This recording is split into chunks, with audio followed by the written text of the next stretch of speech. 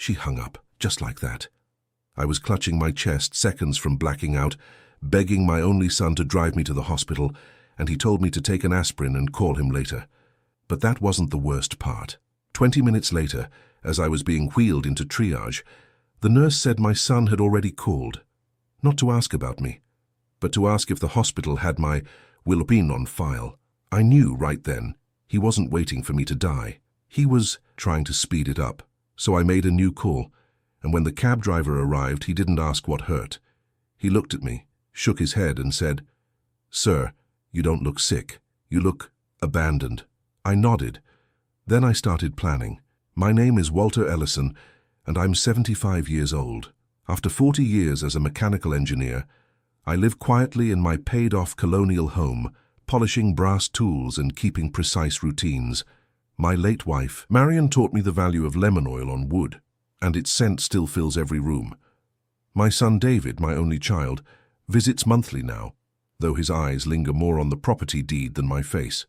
The mantel clock I restored years ago marks time in steady workshop beats while David's questions about inheritance grow bolder. Each holiday dinner, he steers conversation toward estate planning and what happens to the house. What he doesn't know is that I've documented everything. Every conversation, every request, every signature, all notarized and filed away in careful order. But let me start from the beginning. It started as an ordinary Tuesday evening in late October. I'd just filled my kettle, the blue enamel one Marion bought during our first year of marriage, and lined up my evening pills on the counter. There was a dull ache behind my sternum. Nothing worse than I'd felt after a day of yard work, but something about it made me pause.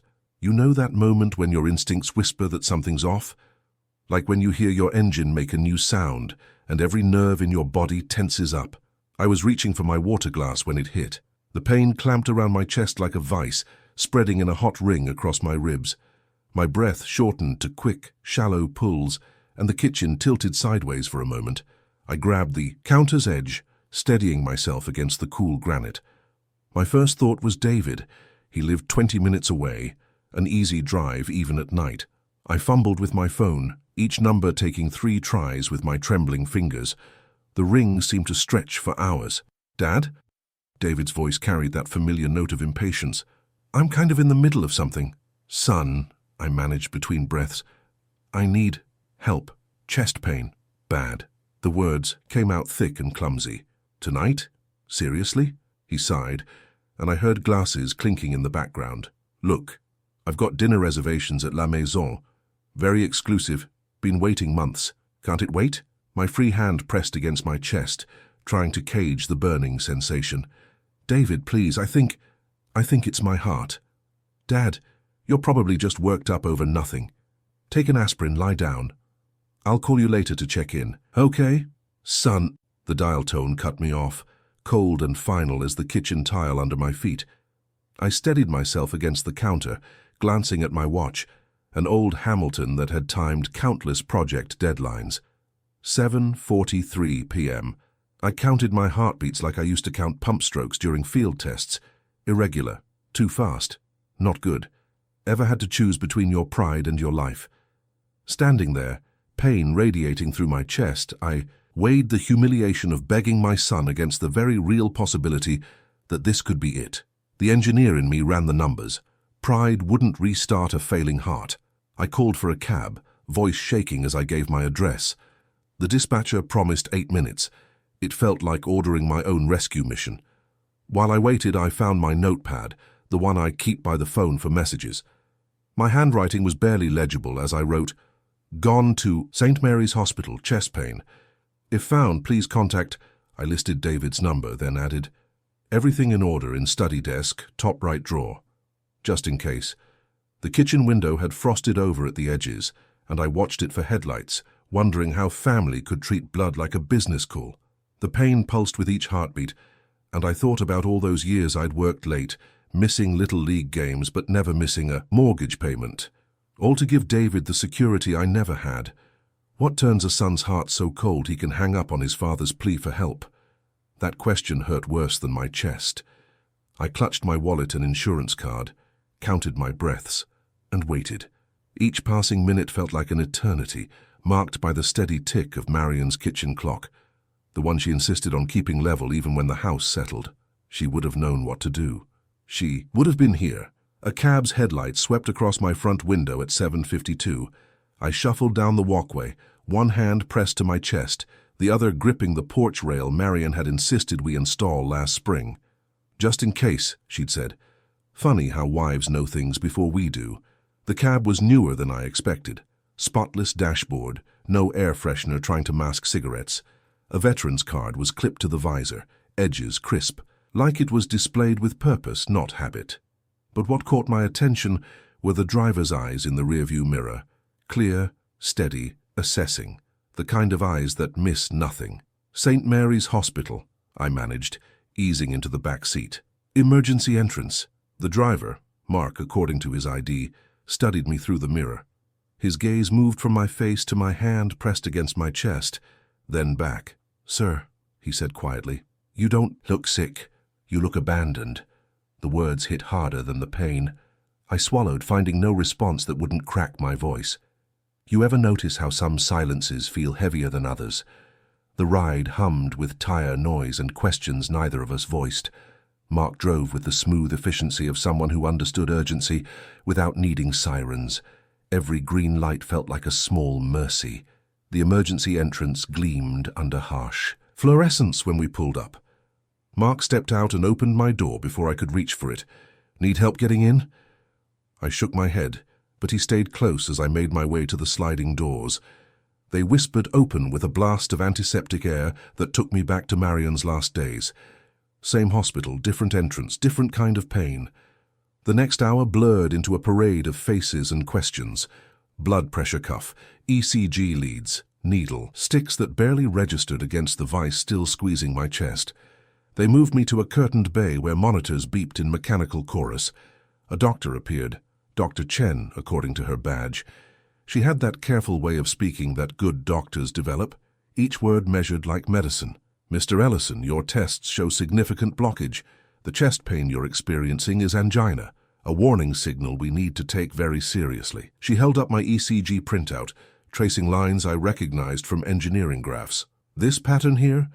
It tells us surgery will be necessary soon. Without it, we're looking at a major cardiac event within months." There's something about the word soon in a hospital. It straps a clock to your chest, each tick echoing through your bones. I nodded, processing the odds and timelines like I used to calculate stress tolerances. "How soon?" "Weeks, not months." "We'll schedule a consultation with cardiac surgery tomorrow." She paused, studying my face.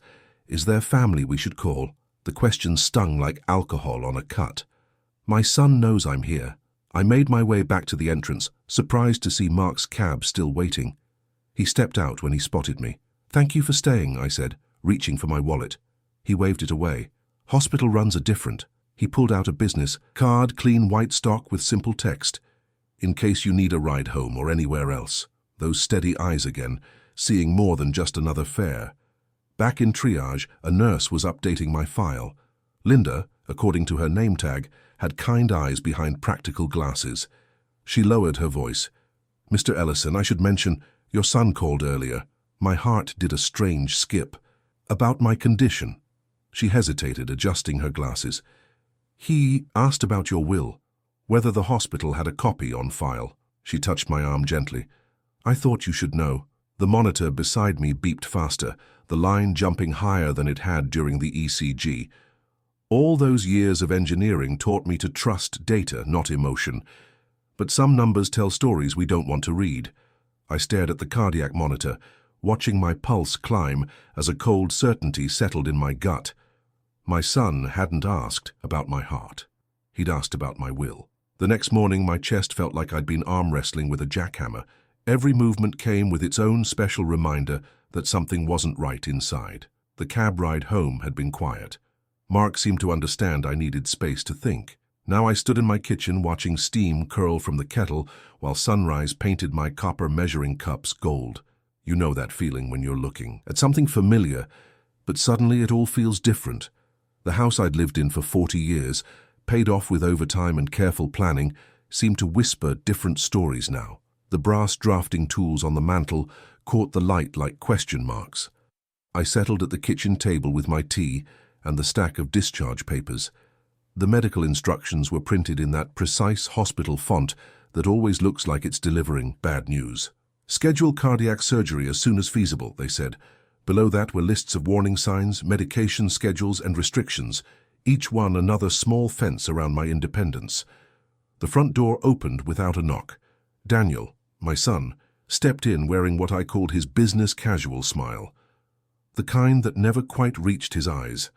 Under his arm was a manila envelope, thick with papers and labeled Power of Attorney in crisp computer print.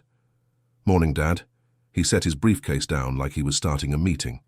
"How are you feeling?" "Better than last night," I said, watching him arrange papers on the table. "Though a ride would have been nice." He barely paused. "Yeah, sorry about that. But listen, I've been thinking about your situation."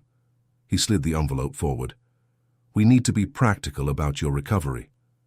The papers inside looked official, all clean, lines and legal language. Daniel tapped a gold pen against various signature lines, clicking it with the rhythm of someone used to closing deals. "It's just for convenience during your recovery," he said, voice smooth as new asphalt. "Makes it easier to handle billing, scheduling, all that medical stuff."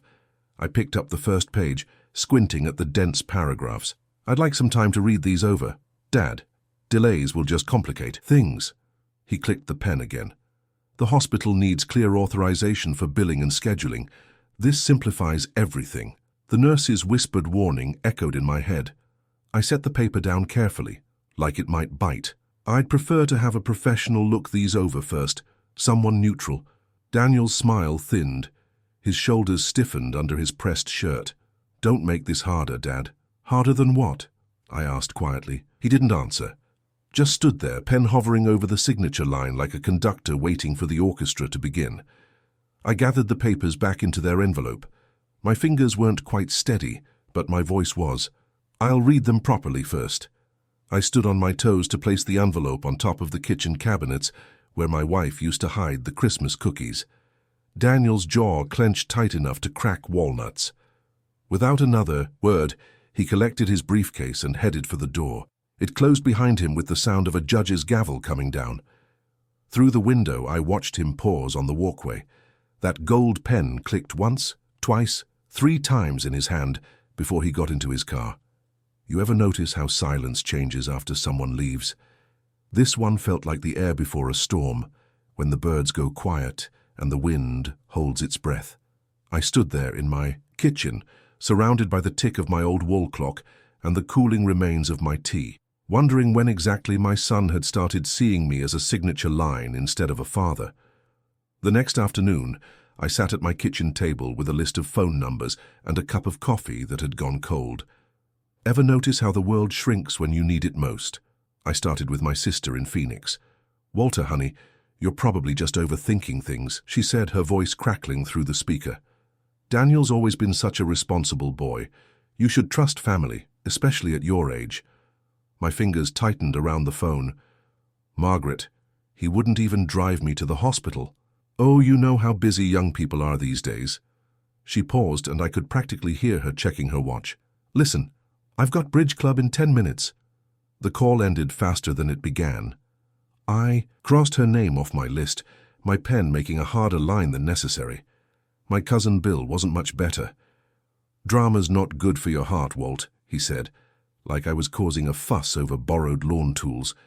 "Just sign what needs signing and focus on getting better." One by one, the calls got shorter, excuses got thinner. It felt like watching doors close, each click of the receiver, another deadbolt sliding home. Between calls, I phoned the cardiology department. The scheduling nurse was direct. "We can set a date within 3 weeks, Mr. Ellison, but we'll need everything properly authorized." 3 weeks. The timeline sat in my stomach like a stone. I glanced at the manila envelope still perched on top of the cabinets, its edges accusatory in the afternoon light. My phone buzzed. Another text from Daniel. "Just checking on you, Dad. Hope you're feeling better."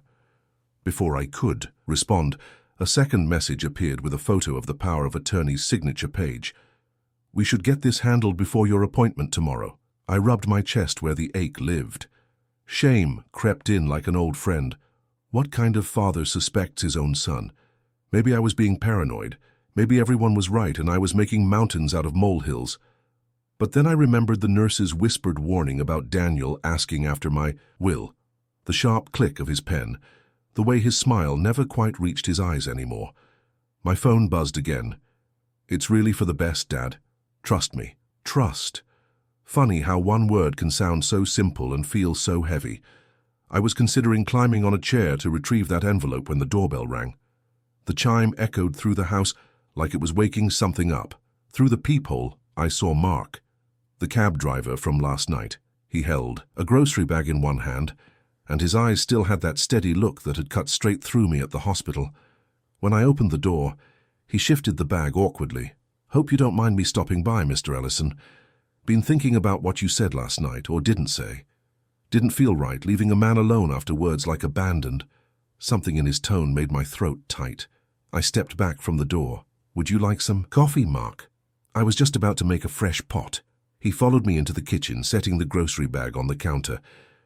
"Brought some soup," he said. "My mother's recipe. Good for what ails you."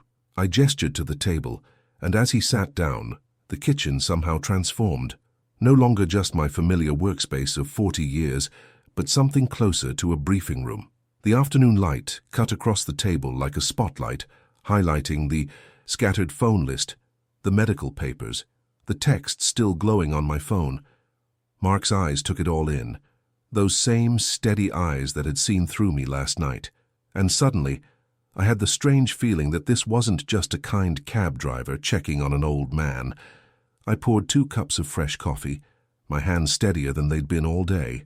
Sometimes help comes from the strangest places, if you're brave enough to let it in. The kitchen settled into a strange quiet as Mark stirred his coffee. Steam curled between us like question marks. "Before I started driving," he said, "I worked as a legal clerk for 15 years, estate law mostly." He took a careful sip. "Saw a lot of documents like the ones you've got up there on that cabinet." My hand froze halfway to my cup.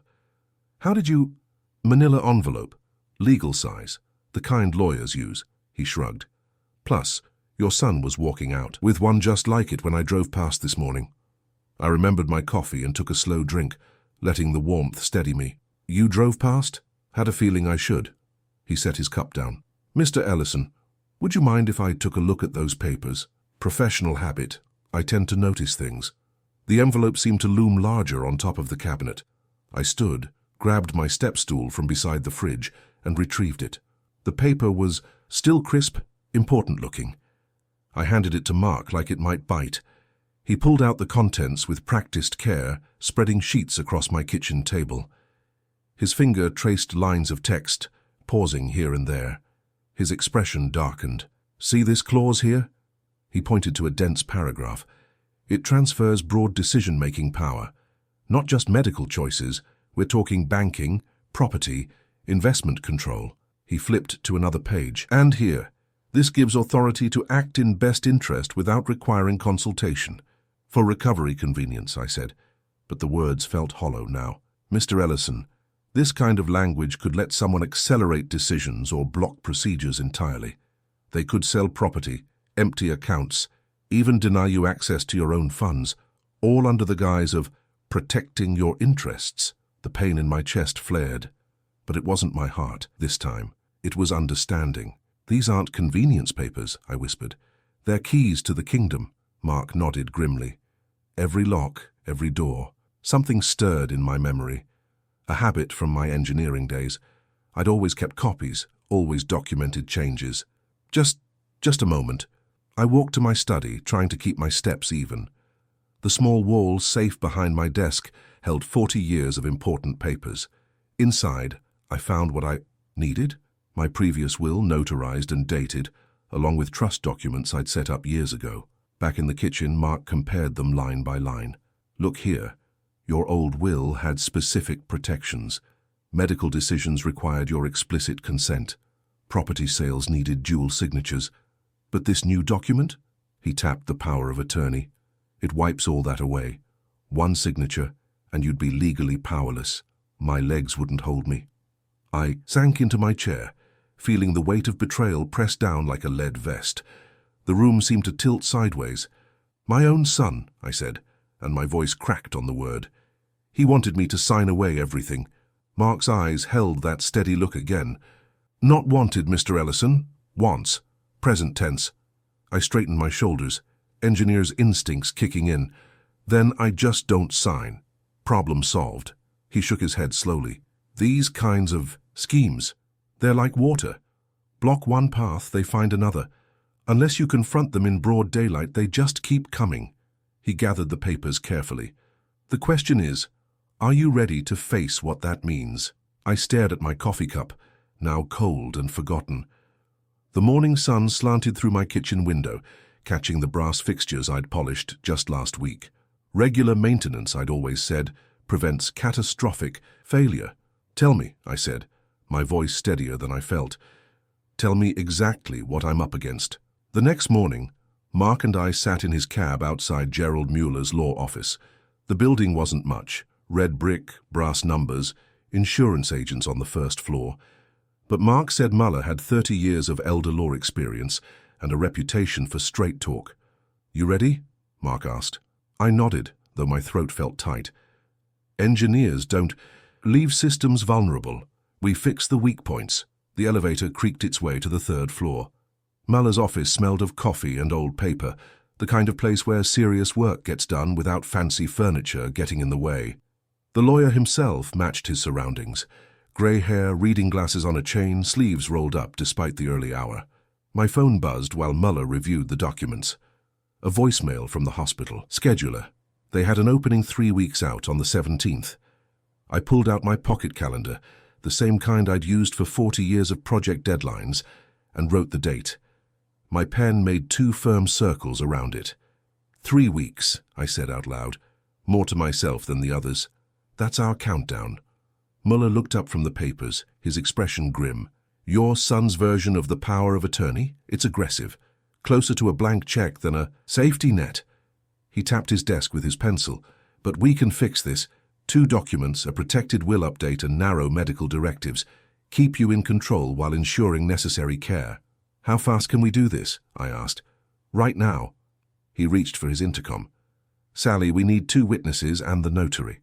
You know those moments when you can feel the gears of your life shifting. This was one of them. The next hour was all signatures and stamps, each page another brick in the wall between me and disaster. Mueller's staff moved with quiet efficiency, like a well-oiled machine. When it was done, Mueller handed me a fireproof pouch containing certified copies. "Remember the rule," he said.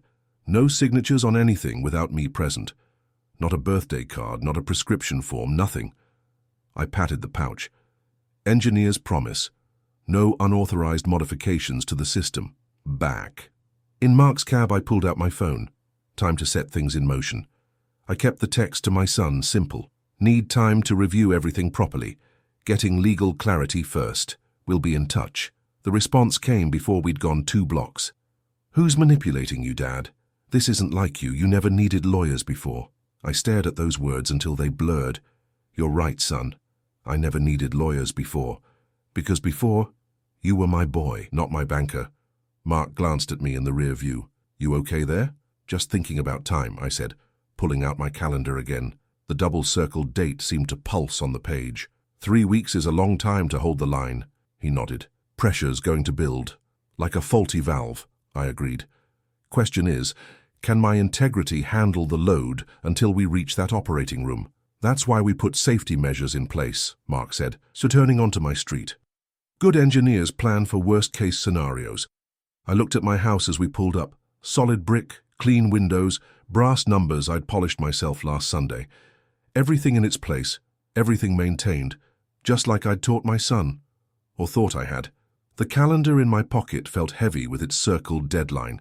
21 days, 504 hours, each one a test of whether doing right weighs more than doing easy. Mark helped me carry the fireproof pouch inside. "Need anything else?" I shook my head. "Just time, and maybe a little steel in my spine." "You've got plenty," he said. "It's why we're here instead of at a bank, changing names on accounts." The morning sun caught my brass drafting tools on the mantel, Tools I'd used to design things that had to work perfectly, or people could die.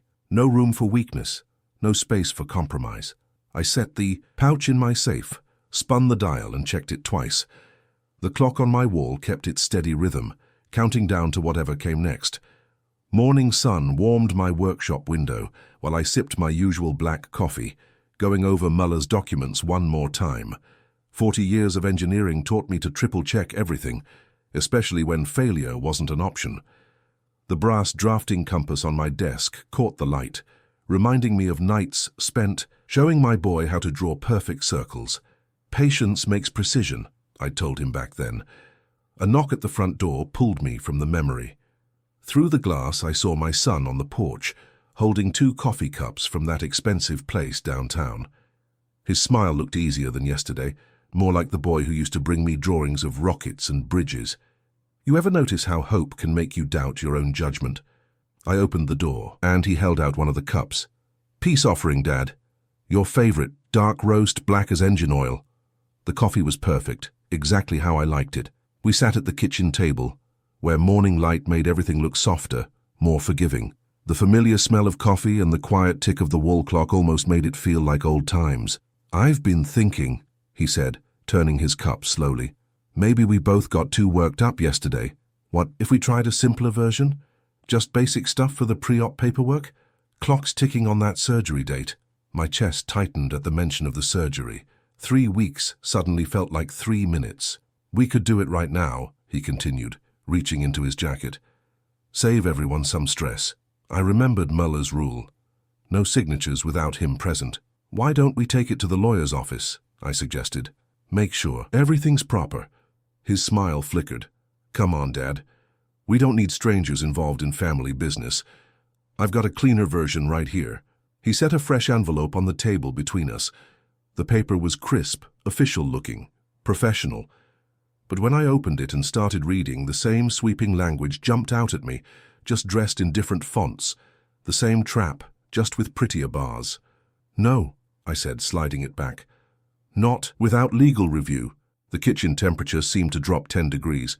My son leaned forward, his coffee forgotten, his voice dropping to something I'd never heard before. Stop acting like you're in charge. 5 words. Just 5 words, but they hit harder than my chest pain ever did. In them, I heard every missed Little League game, every working weekend, every sacrifice I'd made to give him a better life than I'd had. All of it twisted into something ugly. My hand shook as I set down my cup. What if I was wrong? What if fighting this cost me my surgery window?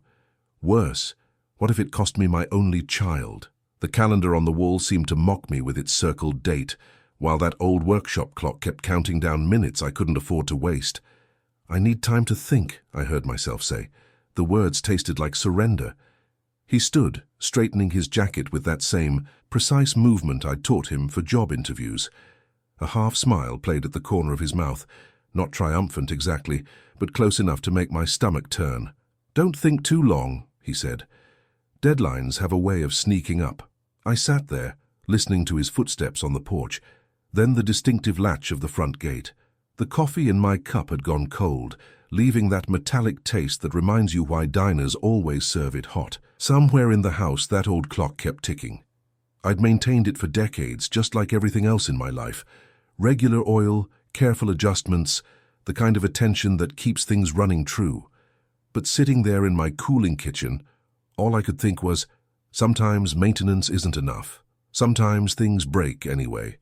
My hand found that envelope again, fingers tracing its edges, like they used to trace blueprint margins. Inside was everything I'd worked for, everything I'd built, all wrapped up in lawyer's language that would make it disappear. That night I couldn't sleep. Know that feeling when your mind keeps spinning like an unbalanced flywheel. Every time I closed my eyes, I saw papers waiting to be signed, each one a brick in the wall between me and everything I'd built. I got up around midnight and pulled out my old drafting desk lamp, the one with the flexible neck that's followed me through 40 years of projects. Under its focused beam, I started writing letters, the kind you leave behind when you're not sure what morning brings. To whom it may concern, I wrote, then scratched it out. Too formal. Dear friend, I tried again. Still wrong.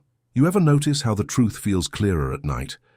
How things you've been avoiding suddenly stand right there in front of you, demanding to be faced. I filled page after page with explanations, apologies, final instructions. The letters got longer, then shorter, then angry, then sad. Around 4 in the morning, I watched dawn creep under my curtains and realized I'd created a paper trail of surrender. That's when something snapped. I gathered every sheet and started ripping. The sound of tearing paper filled my kitchen like angry applause. When I finished, the trash can looked like it was full of confetti from the world's saddest party. My hands were shaking when I picked up the phone to call Mark. The digits blurred a bit. Might have been fatigue, might have been something else. I almost gave in, I told him when he answered. Was ready to sign it all away just to keep the peace. The hell you will, Mark said, fully awake despite the early hour. Not on my watch. What's left to do? He's got the paperwork, the pressure, the timeline, and we've got something better, Mark cut in. We've got proof of intent. Now listen carefully. For the next 20 minutes, he outlined a plan so precise it could have been engineered. We'd stage a signing at Muller's office, not a surrender, but a trap. The papers would look right, feel right, but they'd contain a hidden trigger. Anyone trying to seize control would actually surrender their own claims instead. Like a safety valve, I said, thinking of the pressure release systems I used to design. Blowout protection. Exactly, Mark agreed. But we need witnesses, people who'll see him push for the signing, who'll hear what he says about control. The plan steadied my hands. Maybe it was the engineer in me, appreciating how all the parts would move together. Muller's office would prepare the documents. Mark would bring in 2 witnesses, former legal colleagues who knew the signs of coercion. Everything documented, everything recorded, everything by the book. I picked up my phone again, this time to text my son. Kept it simple. Been thinking about what you said. Ready to sign whatever helps before surgery. Can you meet at Muller's office? The response came fast. A thumbs up emoji and tomorrow 2 p.m. works for me. I sat there looking at that thumbs up, remembering when those same fingers used to grip my hand crossing streets. When did a child's trust turn into a countdown clock? Speaking of clocks, I glanced at the calendar. Its surgery date still circled like a finish line. 3 weeks. The steady tick-tick-tick from my workshop wall seemed to match my pulse now. Both of them measuring time, both of them counting down to something that couldn't be delayed. I picked up my old fountain pen, the one I'd used to sign every major document in my life. It felt solid, in my hand dependable, like a tool that knows its purpose. Standing at my front door, hand on the knob, I thought about shadows and sunlight, about how things look different when you bring them into the open, about how some lessons cost more than others, but they're usually worth the price. Muller's conference room reminded me of an operating theatre. All that glass and steel, everything arranged just so. The witness chairs lined up along the table like surgical instruments waiting their turn. Mark had positioned everyone carefully. 2 retired court clerks by the door, Muller at the head of the table, his assistant ready with the notary seal. You know that moment when you're about to start a complex procedure and everything goes quiet except the sound of your own breathing. That's how it felt sitting there, watching the minute hand tick toward 2 o'clock. Right on schedule, the elevator chimed. My son burst in like he owned the place already, phone held high to record what he probably thought was his victory lap. Just documenting the moment, Dad, he said, grinning. For the family archive. I remembered teaching him about documentation when he was 12, showing him how to label every wire in a circuit board. Details matter, I'd told him back then. They're what keep things from falling apart. Funny how lessons come full circle. Muller cleared his throat. Shall we begin? We have the power of attorney documents prepared as requested. I picked up my pen, the same one I'd brought from home, and started signing where indicated. My hand didn't shake. Engineers learn early, steady pressure, consistent strokes. Each signature felt like setting another piece of the mechanism in place. Mark stood at my shoulder, checking every page before passing it to Muller. The lawyer's eyes moved between the signatures and the witnesses, noting reactions, tracking responses. The son kept filming, his smile getting wider with each stroke of my pen. Initial here, Muller said, tapping the final page. And here, full signature at the bottom. The scratch of pen on paper seemed louder than it should have been, maybe because nobody else was breathing much. And we're done, Muller announced, gathering the pages. I'll have these notarized and copied immediately. My son practically snatched his copy, folding it into his jacket pocket. "See, Dad? Painless. Should have done this weeks ago." He clapped me on the shoulder. When was the last time he'd done that without wanting something? And headed for the door. "I'll call you tomorrow about those medical forms." I kept my face neutral until the elevator doors closed. Only then did I let my shoulders drop. Mark caught my eye across the table. Neither of us needed to say it. Watching your own child spring a trap is its own kind of pain, even when it's necessary. Muller brought out a second set of documents, the real ones this time. "These filings will activate automatically if he attempts to exercise unauthorized control," he explained, sliding them forward. "They'll trigger the waiver clause immediately." I signed these more slowly, feeling the weight of each line. Not just ink on paper now, but a boundary being drawn. A line between love and limits. "All set," Muller said, stamping the last page. "The moment he tries to access accounts or make medical decisions without proper authority, the waiver activates. His claims to the estate terminate automatically." Walking out into the afternoon sun felt strange, like surfacing from deep water.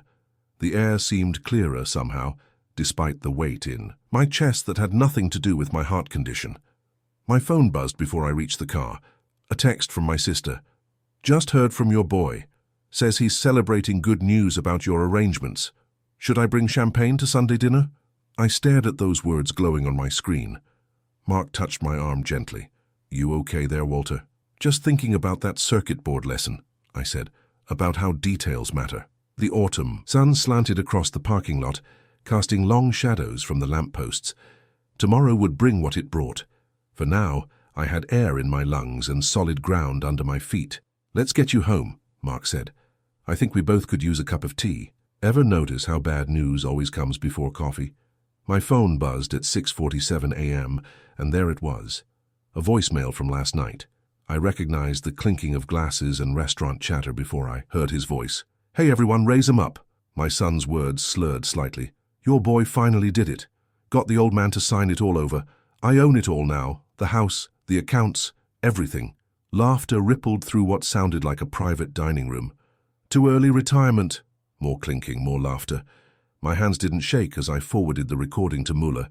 Years of precision work teach you to stay steady, even when your insides feel like they're being rewired without anesthetic. The response came back within minutes. "Perfect evidence of intent. Come to the office at noon. Time to execute." I sat at my kitchen table, the same one where I'd taught my boy algebra, where we'd built model planes, where I'd shown him how to balance a checkbook. The morning light caught the brass drafting tools on my mantel, gifts from prouder days. My heart was doing its hammer dance again, but I kept my eyes on that calendar square 3 weeks out. Just had to make it to surgery. One step at a time, like any engineering problem. Mark picked me up at 11:30. "Ready for this?" he asked. "Ready as anybody can be," I said, checking my pocket for the third time to make sure I had my nitroglycerin tablets, just in case. The conference room looked exactly the same as yesterday. Same glass table, same leather chairs, same city view, but everything else had shifted, like someone had adjusted all the tolerances in a machine I thought I knew by heart. My son arrived right on time, still wearing yesterday's satisfied smile. "Dad! Didn't expect to see you here. Everything okay with the paperwork?" "Please sit down," Muller said, his voice carrying that particular tone lawyers use when they're about to change someone's day dramatically. "We have some matters to clarify." I watched my son settle into his chair, still relaxed, still certain. How many times had I seen that same expression when he was sure he'd gotten away with something? Muller pulled out a thick folder and removed several certified documents. The sound of papers sliding across glass seemed unnaturally loud. "These are the actual documents your father signed yesterday," Muller began, tapping the first page. "I'll direct your attention to Section 3, Paragraph B." My son's eyes skimmed the text, then narrowed. This isn't what we discussed." "No," Muller agreed. "It isn't. The documents you believed you received were decoys. These are the originals, which include specific language regarding claims against the estate." He paused, letting that sink in. "Language that was triggered, quite conclusively, by your recorded statement last night." The color drained from my son's face so fast, I almost reached for him. Almost. "By publicly asserting ownership of assets not yet transferred," Mueller continued, You activated the waiver clause. Your claims against the estate are now legally renounced. That's impossible, my son snapped, fumbling for his phone. I have video of him signing. Yes, Muller said. We have that too. Note the timestamp. Note the witnesses. Note, particularly, that your father never signed the documents you thought he signed. The phone slipped from my son's hands, hitting the floor with a crack that sounded like a judge's gavel in the sudden silence. This is a trick, he whispered. You can't. We can't. Dad, tell him to undo this. I looked at my boy, because despite everything, he was still my boy, and saw something crack behind his eyes. That same look he'd had at 10 years old, when I caught him taking money from my wallet. Only this time, the stakes were a bit higher than pocket change. The documents are binding, Muller said quietly. The witnesses are prepared to testify. The recording provides clear evidence of intent. My son's hands gripped the edge of the table, knuckles white against the glass. I watched the first hairline fracture in his certainty split wider, deeper, until the whole facade began to crumble. I felt no triumph, just a dull ache that had nothing to do with my heart condition. Back home, I sat at my computer, staring at the blank email screen. How do you tell your family that their golden boy tried to steal your life out from under you? There's no Hallmark card for that one. I kept it simple, clinical, like writing up test results for the engineering department. Dear family, recent events require clarity. Attached are 2 items, a legally executed waiver of claims against my estate and an audio recording of intentions regarding those claims. Medical and financial decisions remain solely with me. Any future inheritance will depend on demonstrated responsibility over time. Walter. My finger hovered over send for a full minute. You'd think after 40 years of signing off on critical reports, one email would be easy, but this wasn't about pressure tolerances or safety margins. This was about family. I hit send anyway. The responses started rolling in within minutes. My sister Ellen. Oh my God, Walt, I had no idea. Cousin James. We should have listened when you seemed worried. Aunt Martha. That boy needs a reality check. And so on, each one landing like another small weight being lifted from my shoulders. The family chat group, which had been buzzing with concerns about my stubbornness, went quiet as a church mouse. Funny how fast people recalculate when the math changes. Muller's office moved fast. By mid-afternoon, they'd filed notices with the county securing my residency rights and sent updates to every bank where I held accounts. The hospital got their paperwork too, explicit instructions that only my signature would work for medical decisions. No more ambiguity, no more pressure points. My son tried damage control, of course, started working the phones, spinning some story about how I was being manipulated by outsiders. Might have worked, except that damned voicemail kept making the rounds. I own it all now, followed by that laugh. You can't unhear something like that. The witnesses from the meeting weren't shy about sharing what they'd seen either. Truth has a way of burning through spin like acid through metal. I watched it all unfold from my kitchen window, drinking tea and counting breaths like the doctor taught me. The family. Grapevine worked faster than any social media. By sunset, the text messages had shifted from "Why are you being so difficult?" to "We need to talk about your son's behavior." The same relatives who'd pushed me to trust family now couldn't distance themselves fast enough. When evening settled in, I stepped out onto my porch, the one I'd rebuilt myself after that bad storm in '98. The night insects were starting up their chorus, their clicks and chirps marking time like nature's metronome. 3 weeks to surgery. Click, click, click. I checked my watch. 8:45 p.m. The painter would be here at 7 tomorrow morning to give the house its first fresh coat in 12 years. Time to set the alarm, lay out tomorrow's clothes, maybe start a new routine for these next crucial weeks. The screen door creaked, same sound it had made since my wife insisted on installing it herself back in '82. She'd been like that, determined to do things her way. A house needs to breathe, she'd said, and so do we. Looking back, maybe that's where our son got his stubbornness, though she'd never have turned it into a weapon. I pulled out my phone one last time before heading in. 3 new messages. From Mark. Need a ride to the paint store tomorrow? From Mueller's office. All filings confirmed. Rest easy. From my sister Ellen. Just talk to Martha. No one's taking his calls anymore. I didn't respond to any of them. Sometimes silence says enough. Instead, I set my alarm for 6:30 a.m. and added coffee on porch to my morning list.